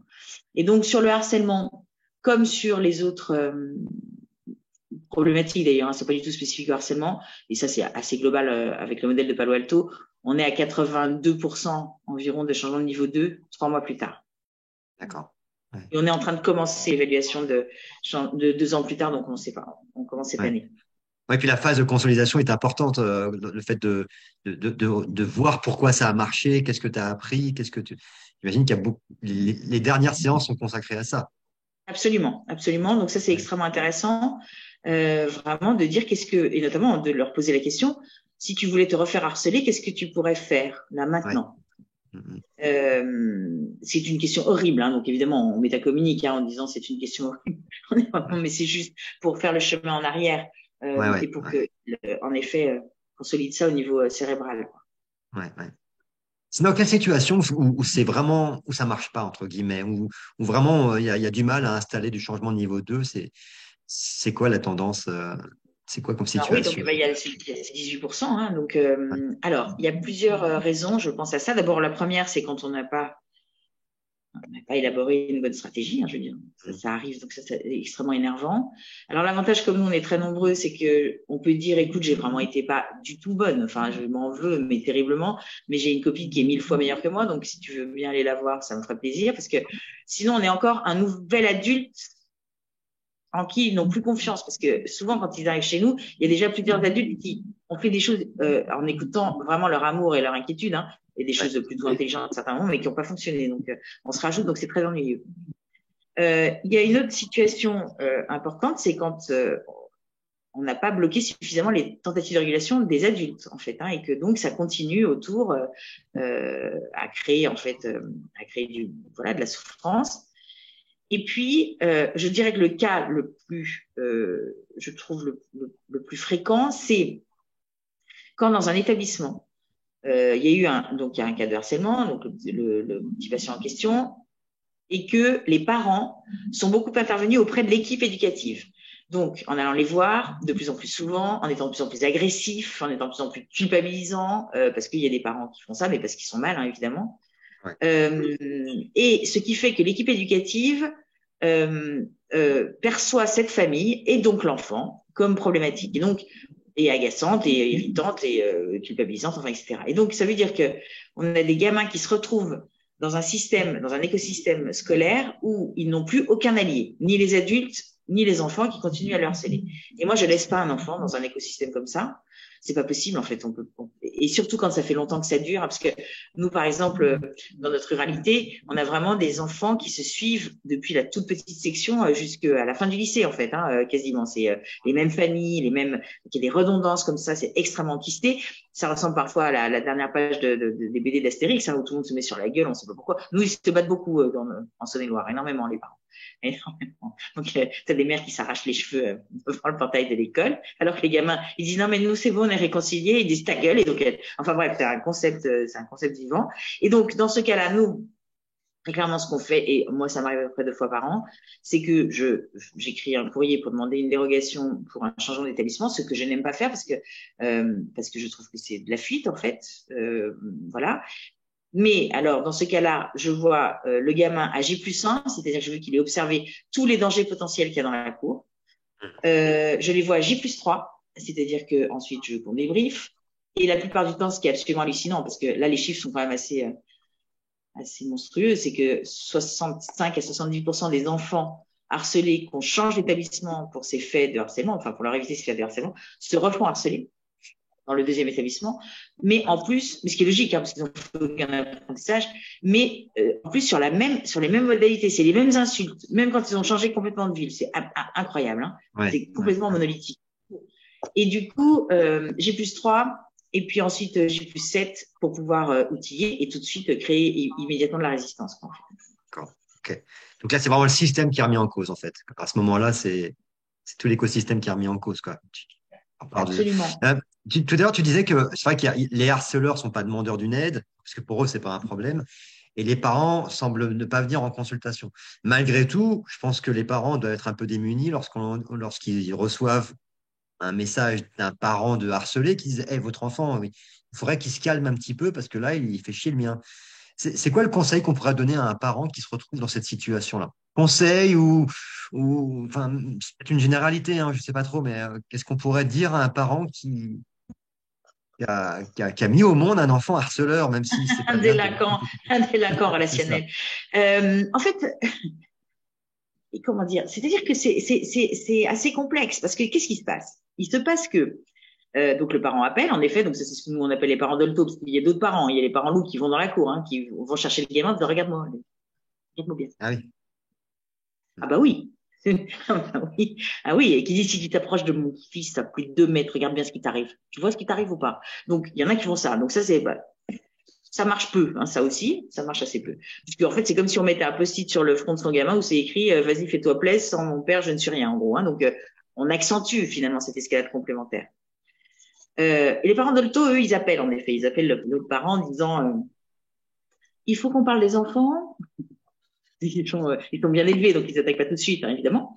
Et là, alors, ce qui se passe, c'est que il y a aucun parent au monde, Michael, aucun, qui ne supporte l'idée que son enfant soit harceleur. C'est pas supportable, surtout quand on estime l'avoir élevé dans des valeurs d'empathie, de générosité, de vivre ensemble et tout ça, quoi. Donc, enfin, je veux dire, c'est pas entendable. Enfin, même dans une série, pardon, américaine toute pourrie, tu verras jamais une mère dire merci de m'avoir montré que mon fils était une grosse crevue. Hein. Tu verras jamais ça, c'est pas crédible, quoi. Donc, qu'est-ce qui se passe? Il se passe que le parent en question, il va voir son enfant et il lui dit, dis donc, j'ai eu la mère de Michael qui m'a appelé en disant que tu le faisais chier sans arrêt, tu vas bien te calmer parce que si tu continues, ça va barder pour toi. Là, la plupart du temps, ce qu'il faut bien comprendre, c'est que l'enfant harceleur, il va pas du tout se laisser faire. Il va dire attends, Michael, pardon. S'il était que sympa, pardon, ça se saurait. Et tu sais quoi, ça tombe super bien parce que c'est ce que la mère veut entendre. Et donc ce qu'elle fait la mère le lendemain, c'est qu'elle dit aux parents de l'enfant harcelé, elle dit d'après mon fils, c'est pas si simple que ça. Ce qui est horrible pour un parent d'enfant harcelé. Mais parce que il faut prendre, et c'est ça qui est hyper dur à comprendre, c'est qu'en effet, les enfants harceleurs, ce sont pas des enfants de psychopathes, ce sont pas des psychopathes eux-mêmes, ce sont nos enfants. Et que malheureusement, à moins que, en effet, on aide l'enfant harcelé à riposter en lui donnant la carte d'un thérapeute qui sait faire ça. Je veux dire, je vois pas ce qu'on peut faire quand on est parent d'un enfant harceleur, parce que la morale qui conseille de dire ça n'est pas bien, c'est moche, c'est pas bien, je vais te punir, etc. Le gamin, il s'en fout en fait. Enfin, pardon, hein, je suis. Et ce qui se passe, qui est assez terrible, je trouve, au sein de l'éducation nationale en ce moment, c'est que on fait beaucoup de morale. Hein, c'est très moralisant en ce moment sur ce sujet-là. Il y a eu en plus un délit pénal spécifique pour le harcèlement milieu scolaire qui a été voté il y a 1 an maintenant, qui de mon point de vue aggrave les choses parce que du coup, les gamins, ils n'arrêtent pas le harcèlement, ils le rendent plus subreptice, ils le rendent plus souterrain, ils le font passer en dessous des radars des adultes. Et pour ça, ils ont une technique tout à fait incroyable et qui nous fait nous consacrer dans 40% des cas en ce moment en matière de harcèlement à ça, c'est l'isolement. C'est-à-dire que une bonne façon de faire souffrir un gamin, aujourd'hui, c'est d'arrêter de lui parler. C'est de pas l'associer au groupe de travail, c'est de le laisser complètement de côté, en fait. Et ça, personne peut sanctionner. Personne peut dire tu es obligé d'aller jouer avec lui, sinon je te sanctionne. Donc ça, et c'est très compliqué. Donc on a été obligé, nous, de modéliser aussi avec Palo Alto pour aider ces enfants, en fait, à sortir de cet isolement qui est, de mon point de vue, aussi générateur de souffrance que du harcèlement symbolique, de l'insulte, du racket, etc. Sauf que ça échappe complètement à la définition de l'éducation nationale, parce que comme il n'y a pas de moralisation ni de sanction, il y a un peu de moralisation, mais il y a par exemple, mais c'est pour vous dire quand je vous dis que pour moi c'est une problématique qui nécessite qu'on s'assoie à côté des enfants et qu'on comprenne ce qui se passe dans leur vision du monde, dans leur point de vue à eux, il y a eu une invention belge. J'adore les Belges, vraiment. Vous savez, j'ai eu l'accent belge, enfin, je vous l'expliquer tout ça. Mais alors là, il y a une invention, moi, je trouve ça dingue. C'est-à-dire, je me dis, ah, dans quel cerveau cette invention est née? Et alors, tout le monde adore. Tout le monde adore cette invention. C'est le banc de l'amitié. Donc, le banc de l'amitié, je vous explique le concept, parce que c'est quand même fabuleux. C'est un banc, donc, qui est mis au milieu de la cour, enfin, dans un endroit de la cour, on s'en fout, avec des couleurs. Et alors, le cahier des charges, c'est si tu es sans amis, que tu n'as pas de vie sociale et que personne ne t'aime, va sur le banc de l'amitié, ainsi tout le monde le saura et tu te feras des copains. C'est bon ou pas? Est-ce que c'est bon? Est-ce que c'est bon? Donc, ces bancs sont tout le temps vides, en fait, hein, mais c'est logique. Je veux dire, personne n'a envie d'aller sur un banc comme ça. Et tout le monde s'extasie en disant, mais c'est génial, c'est très chou. Chou. Donc, il y a vraiment une méconnaissance terrain des enjeux, en fait, pour eux, en fait, de ce qui se passe. Et aujourd'hui, la génération de nos enfants, des enfants actuels, c'est de l'avant aussi d'ailleurs, hein, est absolument tétanisée à l'idée de se retrouver tout seul. Mais vraiment, enfin, je veux dire, c'est une panique absolue et ils sont capables de faire plein de choses pour ne pas être tout seul, en fait, parce que tout seul, ça veut dire possiblement harcelé. Ouais. Okay. Béatrice, j'ai pas trop suivi les questions qui avaient été posées, mais je vois passer des fois des Il y en chats. a une dans le chat. Alors, attends, il faut que je la retrouve parce que… Hop. Je vois le retourner et je me dis, il y a peut-être des questions aussi assez Alors, il y a une précises qui question sont… de Élodie Maillard qui dit « Et ces enfants qui réagissent au quart de tour, qui répondent fort en insultant, en tapant, mais qui sont aussi en grande souffrance et qui supportent en plus les critiques des adultes, Oui, qui les tu es où, considèrent Élodie? comme fautifs, finalement. » Ben oui, excellente question. Elle est là, mon Élodie. Je regarde ta photo, du coup, hein, Élodie, pour te répondre, car je suis extrêmement chaleureuse. Je ne sais pas où elle est. Bon, c'est pas grave. En fait, c'est une excellente question. Tu es là. C'est une excellente question. Moi, j'ai vu des classes entières se mobiliser, enfin en tout cas, les enfants me l'ont raconté, hein, se mobiliser pour faire péter les plombs à un gamin, pour qu'il se fasse punir. Elle était là, la méthodologie du harcèlement. Et ça, je l'ai vu plusieurs fois. Hein. C'est-à-dire des gamins qui disaient, viens, on va faire en sorte que l'autre pète les plombs, et puis après, il va hurler, il va nous insulter, et comme ça, il sera puni, et c'est quand même super drôle. Donc ça, c'est absolument horrible. Je trouve ça d'une injustice. Vraiment, ça me révolte à chaque fois que j'ai ce genre de situation. Et donc là, vraiment, le virage à 180 degrés, ça consiste à vraiment faire prendre conscience au gamin que, en fait, il est dans un espèce de syndrome où il prend sur lui, précisément parce qu'il sait, hein, en fait, que exploser, c'est pas bon. Hein. Mais le problème, c'est que prenant sur lui, à un moment donné, c'est trop douloureux, donc il explose. En plus, les autres voient qu'il prend sur lui, hein, donc ils se disent, il va bientôt péter un plomb, donc il pousse. Et que c'est cette explosion qui alimente le harcèlement derrière. Donc ça, il faut leur faire comprendre parce que c'est pas forcément extrêmement clair dans leur esprit, même s'ils sentent que ce qu'ils font ne va pas. Et donc, il faut leur apprendre à réagir au tout début, en fait, dès que ça commence à monter, dès que leur colère commence à monter parce qu'ils se font harceler. Et là, il faut leur donner quelque chose à dire de façon très posée, très percutante, très voilà. C'est comme ça qu'il faut travailler avec eux, en fait, hein, d'une certaine manière. Parce que, en effet, c'est vraiment quelque chose qui est assez fréquent en fin de collège et en début de lycée, ce dispositif-là de je fais péter les plombs à un gamin pour qu'il soit puni ensuite. Et comme ça, c'est la double peine pour le gamin qui, en plus, est mal vu par les adultes qui vont dire mais t'es toujours en même temps, t'es toujours dans les histoires. T'es toujours, bah oui, je suis harcelée en vrai. Enfin, c'est ça qui se passe, quoi. Donc, je sais pas si ça répond, je dis. Après, Elodie, tu peux Si, mettre ton parfait. micro si tu veux. Ah, parfait. Je propose de passer dans ce mode de fonctionnement avec des questions. Il y en a qui ont été écrites, mais peut-être que vous avez des questions que vous voulez exprimer à l'oral. Vous pouvez ouvrir votre micro et poser une question à Emmanuel. J'en ai une, si c'est possible. Bien sûr, Est-ce qu'un Béatrice. harceleur peut devenir harcelé et inversement? Alors, un harceleur peut parfaitement devenir harcelé, absolument. Il suffit qu'à un moment donné, il y ait une vulnérabilité, et là, ça fait des souffrances assez abyssal, puisqu'ils tombent, alors là, pour le coup, ils tombent de leur piédestal de façon extrêmement douloureuse, donc ça arrive, évidemment. Qu'un harcelé devienne un harceleur, je l'ai très rarement vu, sincèrement. J'ai pas eu d'exemple comme ça, voilà, que les enfants m'aient raconté ou que les adolescents m'aient raconté. Ce qui se passe en revanche, c'est que les enfants harcelés, pour certains, ont une forme de douleur et pour certains une forme de rage extrême à l'intérieur d'eux-mêmes, évidemment, hein, Béatrice. La plupart du temps, ça va se manifester plutôt par de l'autoviolence, c'est-à-dire beaucoup de scarification, chez les filles notamment. Mais ça va se concrétiser par exemple, tous les crimes dont on a entendu parler là aux États-Unis, de ces enfants qui allaient dans les établissements et qui tiraient sur tous leurs camarades, entre guillemets. On sait que c'était tous soit des enfants harcelés, soit des enfants isolés. Donc, il peut y avoir cette violence-là, hein, évidemment. Mais pour harceler, il faut élaborer, en fait. Il faut se dire, qu'est-ce que je pourrais faire pour quand même mettre cette personne à mal.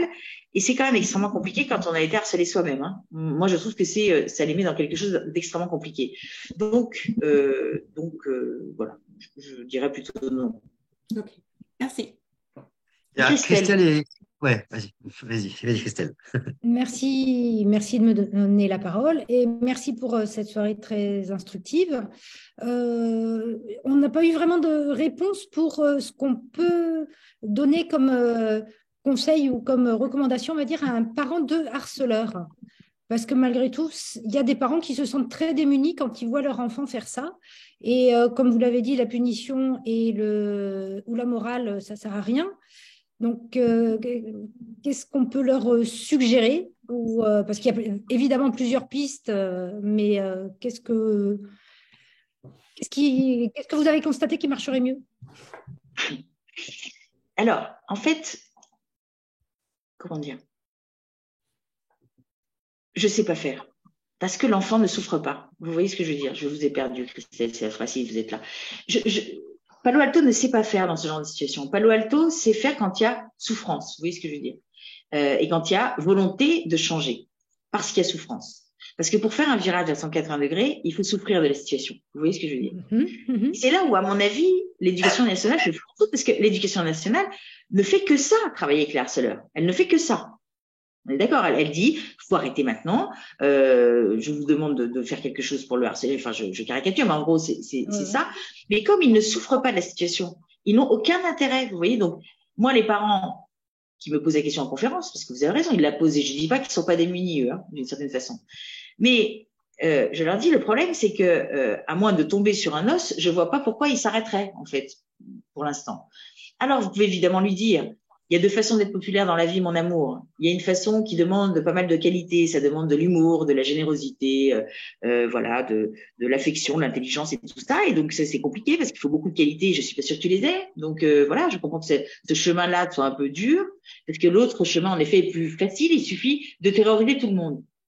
Donc si c'est celle-ci que tu as choisie, moi je la trouve un peu médiocre, mais en même temps peut-être que tu n'as pas les qualités pour faire l'autre, pour un peu créer d'inconfort, mais j'y crois pas en fait. Je vous dis ça parce que je vous aime beaucoup, mais je crois pas que ça a un impact. En fait, je crois qu'il va dire et puis il va continuer parce que pour l'instant c'est comme ça qu'il s'affirme en fait d'une certaine manière. Maintenant, il suffit que tout à coup il tombe amoureux d'une jeune fille qui lui dise tu fais quoi là avec le petit sixième là, pour que tout à coup, ils soient plus du tout harceleurs. On est bien d'accord, hein. Parce que là, il y en a un confort de créer. Mais vous n'allez pas payer une fiancée pour faire ça. On est d'accord. Donc voilà. Donc moi, je suis extrêmement démunie aussi. Et surtout, je suis extrêmement agacée, en fait, pour ne rien vous cacher, qu'on continue à faire ça alors que ça n'a aucune chance de fonctionner. Les chiffres du harcèlement en Europe, hein, francophone, sont dramatiquement stagnants. Alors même que on a mis des millions sur la table, hein, en termes de moralisation, de dire aux harceleurs d'arrêter, etc. Quoi. Et ça m'agace parce qu'en fait, c'est en effet politiquement, enfin, je veux dire, ultra correct. Oui. De dire, on donne l'impression de faire quelque chose. Ouais. Et puis de dire, en plus, on va dire aux méchants d'arrêter, quoi. Tu vois, c'est quand même vachement, voilà, c'est hyper irréprochable, quoi. Ça marche pas, mais c'est pas grave parce que c'est bien. Tout le monde est content. Donc ça m'énerve en revanche. Mais donc, je suis désolée de pas pouvoir répondre. Après, les parents. les parents peuvent être en souffrance, eux, et peut-être qu'il y a un levier de leur côté. Mais tu as décrit un petit peu la dynamique qu'ils peuvent prendre, mais elle est pas garantie, quoi. Elle n'est pas garantie parce qu'il ne s'agit pas de leur relation. Et moi, je suis Ah oui. désolée, quand on intervient dans une relation qui n'est pas la nôtre, on sait Mhm. très bien ce que ça donne. Regardez ce qui se passe quand on essaye de faire en sorte que nos enfants s'aiment. Mhm. Mhm. Avant de laisser la parole à Emmanuel qui a levé la main, moi je me souviens de quand j'étais au lycée, j'ai été harceleur sans le savoir et sans le vouloir. C'est assez bizarre. Et je m'en suis aperçu plusieurs années après. Enfin, j'ai mis ce mot harceleur avec des amis à moi. On était au lycée, il y avait des collégiens dans cet établissement-là. Il y avait une fille qu'on avait, quand on la croisait, on l'embêtait, mais c'était du jeu pour nous. On était vraiment. Et quand elle a vraiment pété un câble et que ses amis lui ont dit, mais arrêtez de la harceler, qu'elle s'était mise vraiment à pleurer, bah, l'expérience correctrice pour nous en tant qu'harceleur, elle s'est faite à ce moment-là. Parce qu'on s'est aperçu qu'il y avait de la souffrance de son côté et on ne le voyait pas, ça. Pour nous, c'était rigolo et on était tourné vers nous-mêmes, en fait. Et ça, enfin, tout le monde peut être seuleur, mais moi qui suis très gentil par ailleurs, mais, mais c'est vrai qu'il y a des Mais fois, on donc, tu rentre dans t'en es une. rendu compte. Tu t'en es rendu compte sur le moment ou plusieurs années après? Parce que tu Ah non, dis j'ai mis plusieurs le années mot après. harcèlement. Ah, J'ai d'accord. repensé après, enfin, j'ai analysé ça d'un point de vue systémique bien plus tard, mais je sais que sur le moment, on s'est aperçu qu'on la faisait vraiment souffrir et qu'elle souffrait vraiment plus que ce qu'on pensait, bah, on a arrêté d'un coup, en fait. On a arrêté d'un coup. D'accord. Tu vois. Oui, mais vous n'étiez pas des vrais harceleurs, parce que les harceleurs, ça les excite plutôt, en fait. Mais c'est logique. Enfin, moi, je trouve ça Oui, logique, c'était un hein. phénomène de Ça groupe, ouais. prouve que ça marche. Ouais, Oui, parce que c'était une c'était phénomène un de jeu pour vous, c'était pas du harcèlement. Mm. Bah, c'est ça aussi, c'était l'une de mes questions un petit peu, c'est qu'est-ce que le harcèlement? À quel moment on parle de harcèlement et à quel moment on parle juste de taquinerie? Alors, je m'étais dit que c'était peut-être corrélé au degré de souffrance de la personne qui subit. Exactement. Ouais. Mais exactement. En fait, on s'en fiche, hein, que ce soit du harcèlement ou pas. Ce qui compte, c'est la souffrance. Puisque nous, notre métier, c'est d'apaiser les souffrances. Et moi, j'ai vu des enfants se faire moquer avec des choses dont les adultes auraient pu dire, ça va, c'est pas grave. C'est des conneries. Enfin, je veux dire, c'est tout petit, c'est des moqueries. Mais sauf que pour eux, c'était horrible. Et au fond, c'est la seule chose qui compte. La seule chose qui compte, c'est la souffrance qu'ils en conçoivent eux, quoi. Mhm. Bien sûr. Ouais. Oui, Emmanuel, Emmanuel, ouais. Oui, bonsoir. ça Euh, va? J'avais une question concernant, enfin voilà, j'aurais bien aimé savoir si vous aviez été confronté à une problématique qui englobait des parents qui pouvaient potentiellement harceler l'enfant qui venait en consultation ou des problèmes entre les parents eux-mêmes et si c'est le cas, bah, si vous pouviez un peu partager comment ça s'est passé, comment vous avez pu résoudre, enfin aider l'enfant à résoudre la situation. Alors, j'ai eu des enfants qui étaient complètement terrorisés par les parents de l'enfant, de l'autre enfant, en fait, hein, d'une certaine manière. Ça c'est arrivé parce que, en fait, comme je vous disais, que les parents, ils sont quand même hyper inquiets sur les aptitudes et les compétences relationnelles de leur propre enfant. Du coup, quand ça va un peu pas bien à un moment donné, ils ont une forte tendance à intervenir et puis employer le mot de harcèlement un peu rapidement également, alors que parfois c'est juste un peu des guerres de bande, quoi. Vous voyez ce que je veux dire? Donc moi, il m'arrive hyper fréquemment en première séance, comme je l'ai expliqué tout à l'heure, et mon équipe aussi, de dire à des parents, je vais vous demander d'arrêter, s'il vous plaît, totalement en fait, totalement, de parler aux parents de l'enfant harceleur. Vraiment, vous arrêtez ça, parce que là, vous êtes en train de faire du mal à votre gamin, en fait. Hein. Parce que, encore une fois, les parents des enfants dits harceleurs, en tout cas, ils se laissent pas faire. Vous voyez, Emmanuel, ils se laissent pas faire. Donc, ils vont expliquer au reste du monde que c'est pas vrai, que leur enfant il est sympa, qu'il faut pas exagérer, etc. Et donc ça, c'est hyper douloureux en fait pour l'enfant harcelé et sa famille. Donc vraiment, je bloque tout ça en disant on n'est pas au bon niveau. Ici, on est sur une relation entre adultes. On n'est pas au bon niveau. Le bon niveau, c'est en dessous, et il faut se mettre à côté des enfants et pas entre eux et les autres. C'est pas comme ça qu'on fait, quoi.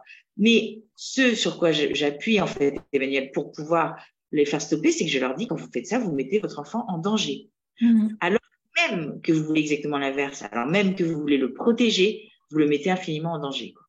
De la même façon, paradoxalement, lorsque vous allez dans un établissement et que vous invectivez le corps enseignant ou le corps administratif en considérant que c'est de leur faute parce qu'ils n'ont pas intervenu assez, vous faites du mal à votre enfant.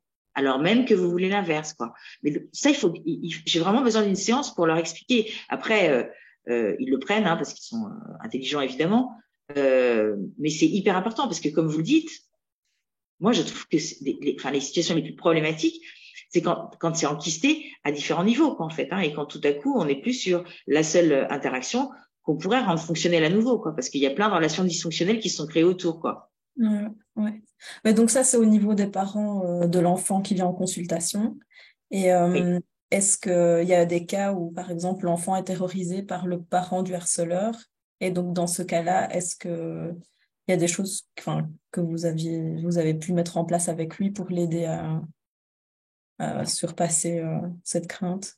Oui, tout à fait. Donc, ça veut dire que je vais les outiller, en fait, par rapport à ses parents, en disant, bah, la prochaine fois parce que souvent, c'est des regards, hein, il faut quand même gaffe, hein. Bah oui. C'est des regards mauvais ou c'est des... Et là, je vais, en fonction de la situation, je vais les outiller, en fait, pour qu'ils regardent droit dans les yeux, pour qu'ils disent, enfin, qu'ils disent une phrase qui les remette un peu d'aplomb, quoi, en fait, mais qu'ils soient pas complètement chétifs et recroquevillés comme ça, parce que ça va exciter encore plus le parent de l'enfant harceleur. Ouais. Super, merci beaucoup. Oui. Il y a des cas, Emmanuel Piquet, il y a des cas où tu dois intervenir même auprès des profs ou des surveillants pour les prévenir qu'il va se passer quelque chose de différent ou il n'y a jamais besoin? Il m'arrive de faire des choses très étranges. Je veux dire, là, j'ai une jeune fille que je reçois parce que ça s'est très, très mal passé son entrée au collège. Je la reçois, elle a complètement arrêté d'y aller à partir du mois d'avril, je crois. Et donc, elle vient me voir avec une inscription dans un autre établissement.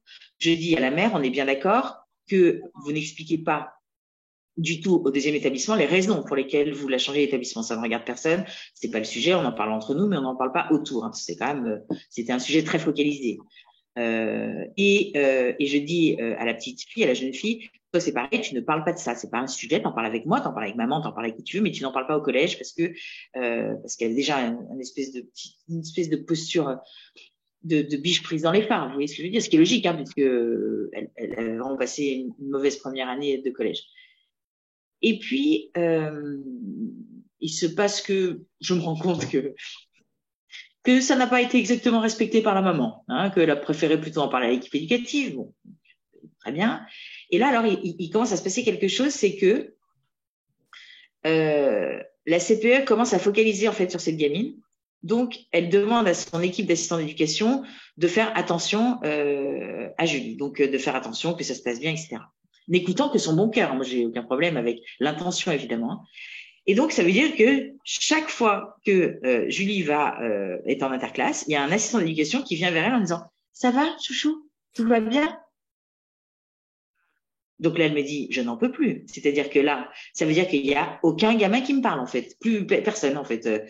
Donc, hyper courageusement, elle va voir la CPE, elle lui dit « Est-ce que vous pouvez arrêter, en fait, de venir me voir dans la cour, s'il vous plaît, parce que c'est pas hyper bon pour ma popularité. » Et là, n'écoutant que, encore une fois, sa bienveillance, dit, je ne peux pas faire ça, en fait. Il faut qu'on te protège. Je sais que ça s'est mal passé l'an dernier, tout ça. Et donc, elle l'a pas écouté. Elle a continué. Et la gamine, eh bien, c'est son 3e établissement, là. Parce que ça a pas pu durer dans le 2e établissement. Alors que c'était que de la gentillesse, hein. Je veux dire, j'ai aucun doute là-dessus, quoi. Et j'ai appelé la CPE, qui est une femme adorable, hein, et je lui ai expliqué, en fait, je lui ai dit, je comprends parfaitement, quoi, mais regardez ce que ça génère, en fait, faites hyper attention à ça, quoi, parce que parfois, vraiment, en écoutant que notre bon cœur, on fait des choses absolument improductives, quoi. Oui, les tentatives de régulation ont souvent beaucoup de sens pour les personnes qui les font, effectivement. Oui, absolument. C'est ça. Absolument. Est-ce que quelqu'un a une question? Je pense que peut-être, tu me dis si je me trompe, mais Emmanuel, peut-être qu'on peut encore te garder 5 minutes, si c'est OK pour toi? C'est bien sûr, bien sûr. Il y avait des questions dans le chat. Il y avait Coster qui avait posé une question, si il ou elle veut prendre la parole. Oui, bien sûr. Sinon, on lira peut-être le message, je ne sais pas. Qu'est-ce que le message disait? Alors, avez-vous entendu parler du programme phare développé par Monsieur Belon et Marie Cartier où on demande aux harceleurs de chercher des solutions pour que le harcelé aille mieux? Et si vous connaissez, qu'en pensez-vous?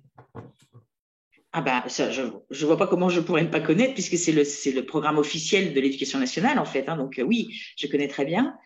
Qu'est-ce que j'en pense? J'en pense qu'on se trompe d'interlocuteur. Encore une fois, c'est-à-dire que je pense qu'en effet, on va préoccuper des enfants qui ne souffrent pas de la situation. Je comprends l'intention, je la trouve absolument louable, j'ai aucun problème avec ça. En plus, c'est fait de façon assez maligne, puisque en effet, on n'est pas en train de les menacer, de les sanctionner, les enfants harceleurs. On leur demande de leur collaboration. Mais je pense que, et donc nous, on les a en cabinet en fait, les enfants qui sont passés par le dispositif phare. Parce que ce qu'il faut bien comprendre, c'est que quand on est passé par le dispositif phare ou un autre dispositif, ou tout autre dispositif, et que ça n'a pas fonctionné, quand le gamin croise le CPE ou l'assistant d'éducation ou peu importe le professionnel qui s'en est occupé, et que celui-ci lui dit comment ça va, il dit ça va super. Parce qu'ils veulent plus qu'on s'en mêle en fait. Et donc, pour l'instant, il y a absolument strictement aucune étude sur le dispositif phare. Donc, voilà, j'espère qu'on va en avoir parce que c'est quand même déployé dans pas mal d'établissements. Je pense simplement, la seule chose que je peux dire, c'est que pour moi, on se trompe d'interlocuteur. Et la deuxième, c'est que en imaginant que ça fonctionne, le gamin qui sort du dispositif phare, le harcèlement s'arrête. La question que je pose, mais c'est une question palo-altienne, la question que je pose, c'est qu'est-ce qu'il a fait comme apprentissage? Il a fait comme apprentissage que la prochaine fois qu'il se fait emmerder, il faut qu'il y ait une cellule phare dans l'établissement. C'est ça, en fait, l'apprentissage qu'il fait. Et moi, je ne suis pas satisfaite de ça. Parce qu'on ne va pas mettre des dispositifs de préoccupation partagée dans tous les systèmes humains du monde, en fait. C'est pas vrai. Donc, ça veut dire que s'il se refait harceler à l'université, parce que moi, j'en ai de plus en plus, en études supérieures qui viennent en consultation, s'il se fait harceler au boulot, ça veut dire qu'il faudra qu'il y ait des gens qui viennent l'aider, en fait. Voilà. Et l'école, du coup, est-ce qu'elle est au courant de ta méthode? Est-ce que les institutions savent qu'autre chose existe et qui va dans le sens que tu proposes toi, quoi? En tout cas, je ne chôme pas, mon cher Michael, pour tenter de faire connaître Palo Alto. Je ne chôme pas en termes d'écriture. Mais on a eu la chance d'avoir l'équipe de Mélissa Thuriot, la documentariste, qui a produit un documentaire sur nous, en fait, sur notre travail. Et donc, qui a été diffusé sur France 2. Toujours en replay, si vous voulez aller le voir, ça s'appelle Les Indiens contre-attaque. Et donc, ça a été extrêmement vu, extrêmement relayé, extrêmement vu en replay. Et ça a été vu par le ministère, évidemment, mais qui nous connaît très bien. Parce que une des choses qui a extrêmement énervé les syndicats dont on parlait tout à l'heure, c'est que Blanquer m'a remis l'Ordre national du mérite pour mes travaux sur le harcèlement. Dans quel état ça les a mis? Donc, évidemment, ils connaissent. Mais en même temps, nous, on ne prétend pas former les professionnels de l'enfance à raison de 2 demi-journées. C'est pas vrai. C'est pas vrai. C'est une problématique qui est beaucoup trop compliquée. Enfin, je veux dire, ça nécessite au moins 10 jours de formation et à peu près autant d'heures de supervision de pratique, si ce n'est le double d'heures de supervision de pratique, pour que ça puisse s'enraciner dans un établissement. Et donc, c'est absolument au-dessus de leurs moyens, ce que je comprends parfaitement. En même temps, moi, je me dis, il y a quoi? Il y a 8000 collèges en France. Si on prend 20% de ces 8000 collèges et qu'on forme un référent dans chacun de ces collèges, les 20% où il y a le plus de violence, de souffrance, etc., on ferait déjà du bon boulot. Moi, je ne crois pas qu'il faille former tout le monde, au harcèlement. Je ne crois pas qu'il faille former tout le monde parce que c'est une problématique extrêmement complexe. Ça génère beaucoup d'émotions, ça demande du temps. Et je comprends qu'il y ait des enseignants et d'autres professionnels transversaux qui n'aient pas envie de s'emparer de ce sujet, qui ont envie de s'emparer d'autres sujets. Mais s'il y avait un référent par collège, une personne dont les enfants pourraient se dire si je vais la voir, je sais que elle ou il va m'outiller, on aurait déjà fait un truc de fou. Ouais. En effet. Est-ce qu'il y a une autre question Oui, Marie. Oui, alors moi, c'est pas une question, mais justement, j'ai ma fille qui a été en difficulté relationnelle là, à l'automne. Alors, je qualifierais pas forcément de harcèlement parce que voilà, c'était des grosses difficultés relationnelles. Moi, je me sentais pas du tout capable de la gérer moi-même parce que justement, c'était ma fille. Donc, je l'ai mis dans les pattes de mes collègues. Et en parallèle, il y a une maman qui est intervenue, qui m'a prévenue, mais trop tard, c'était fait. Et nous, on fait partie des départements pilotes avec la méthode phare. Alors, ma fille, je l'avais déjà briefée. Et en rentrant en 6e, je lui avais dit que je lui avais interdit d'approcher ce dispositif phare. Elle savait pourquoi du comment. Mais du coup, elle s'est retrouvée dedans malgré elle, puisqu'elle a été tout simplement convoquée dans le bureau de de l'infirmière scolaire et de l'assistante sociale. Donc voilà, et on m'a pas averti. Hein. Donc ma fille a été reçue et justement moi ça tombe bien, elle avait commencé les séances, donc elle leur a dit non merci ça va, c'est gentil mais c'est bon, je suis suivie par des psychopraticiens et d'ailleurs les personnes connaissaient puisqu'elles ont fait référence à Emmanuel. Donc, elles ont dit que c'était oui, oui, très bien. Et quelques jours plus tard, ma fille a décidé qu'elle n'y retournerait pas parce qu'elle était de nouveau convoquée, mais ma fille refusait catégoriquement d'y retourner.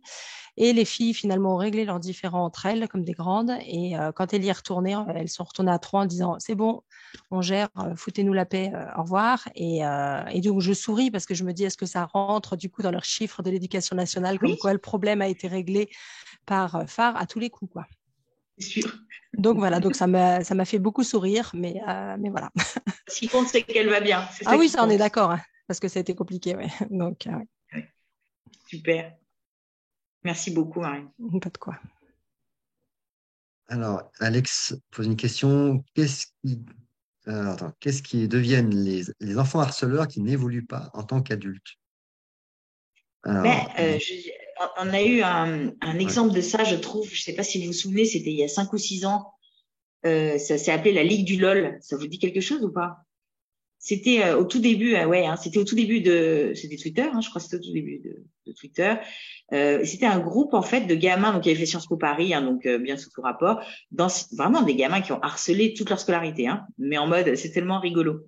Et donc ils sont sortis de Sciences Po Paris et ils ont eu des jobs plutôt assez vite, pas mal quoi, en tant que journaliste, un aux Inrocks, si mes souvenirs sont bons, un au Monde et un, je sais plus, c'était France Inter ou quelque chose comme ça, peu importe. En tout cas, vraiment des postes plutôt, voilà. Et ils avaient donc un groupe où ils étaient d'ailleurs pas du tout anonymes, hein, ils étaient tous là, ils étaient une dizaine, et ils se moquaient ouvertement essentiellement d'homosexuels et de femmes, c'est leur cible prioritaire, dans la profession des journalistes. Et ils avaient tellement de pouvoir que personne n'osait rien dire, quoi, en fait, que tout le monde disait, voilà, c'est la Ligue du LOL, hein, c'est super drôle, quoi. Il y a une journaliste qui a fait une dépression nerveuse et qui en est toujours pas remise, je crois, et qui a porté plainte, en fait, mais 10 ans plus tard. Mais ça continuait, hein, c'était un truc officiel. Et donc, ils ont tous été, au moment où ces faits ont été amenés à la justice, ils ont tous été virés, en fait, hein, mis à pied, conservatoire, etc., le temps de l'enquête et tout. Et ils ont perdu leur job et ils ont tout perdu, en fait. Et là, ils sont encore en train de se demander ce qui leur est arrivé, quoi. Parce que ce que je crois, moi, c'est que ça donne un espèce de sentiment de toute puissance, en fait, quoi. Et qu'à un moment donné, on croit qu'il peut rien nous arriver, en fait, quoi qu'on fasse. C'est ça, moi, pour moi, qu'ils deviennent. Et au fond, c'est ce qu'on disait tout à l'heure, Mickaël. Moi, je préfère qu'ils tombent de leur piédestal à 12 ans, parce que c'est un peu moins haut, plutôt que à 30 ans, et que en plus, au passage, ils fassent du mal à plein d'autres gens, quoi.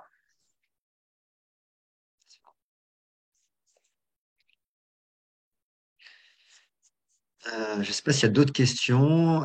S'il n'y a pas d'autres questions, je voulais te proposer de prendre juste quelques minutes, si tu veux bien, pour nous parler des 2 derniers livres que tu as écrits, qui s'adressent à des parents, pour le coup, et qui ne sont pas forcément orientés sur le harcèlement scolaire, mais qui, je pense, sont aussi des ressources intéressantes. Le premier, c'est Je n'ai plus peur de mes peurs et Votre enfant face aux autres. Qu'est-ce que tu peux nous en dire sur ces livres-là, s'il te plaît? Alors, je n'ai plus peur de mes peurs. C'est la première fois que j'écris un album pour les tout petits boubous. Donc, c'est pour les 3-6 ans. Enfin, vraiment, c'est pour les tout petits. Ça se lit épaule contre épaule avec papa ou maman, évidemment. Et c'est vraiment comment l'école de Palo Alto peut aider à apaiser les peurs des tout petits. Donc, voilà. Et c'est absolument divinement illustré par Amélie Gros, qui est une illustratrice dingue. Voilà, donc c'est vraiment c'est un livre que j'aime beaucoup pour ça. Et puis parce que je trouve qu'il n'y avait pas de livre sur la peur pour les tout petits avec cette approche-là, en fait, palo-altienne. Et puis, du coup, comment tu fais par rapport à ça? C'est que là, c'est une BD qui fait une sorte de pire, c'est ça? Ou comment ça se passe? Alors, en fait,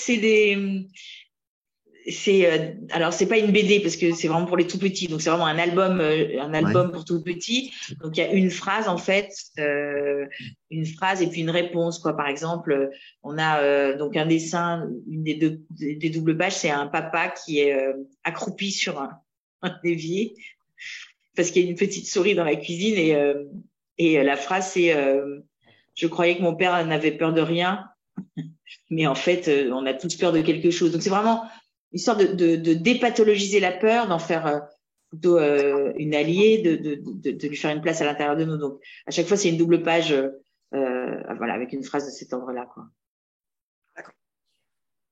Et puis, votre enfant face aux autres, donc c'est ce qu'on disait un peu tout à l'heure, c'est que je trouve que d'une façon générale, les jeunes parents sont extrêmement stressés par rapport aux relations qu'entretiennent leurs enfants avec les autres, quels que soient ces autres, hein, que ce soit un enseignant, par exemple, pénible. Les parents interviennent beaucoup maintenant dans les relations entre les enfants et les enseignants, beaucoup plus en tout cas que la génération précédente. Où moi, par exemple, mon père doublait la punition, hein, donc c'est pour vous dire que c'était une intervention qui n'allait pas exactement dans le même sens que celle des parents actuels. Ça peut être les chagrins d'amour. Comment est-ce qu'on gère le chagrin d'amour dans nos enfants? C'est un truc horrible, le chagrin d'amour. C'est vraiment un moment ignoble où on a envie de tuer et d'insulter la personne et on n'a pas le droit parce que notre enfant nous dit mais je l'aime encore. Enfin bref, donc c'est affreux.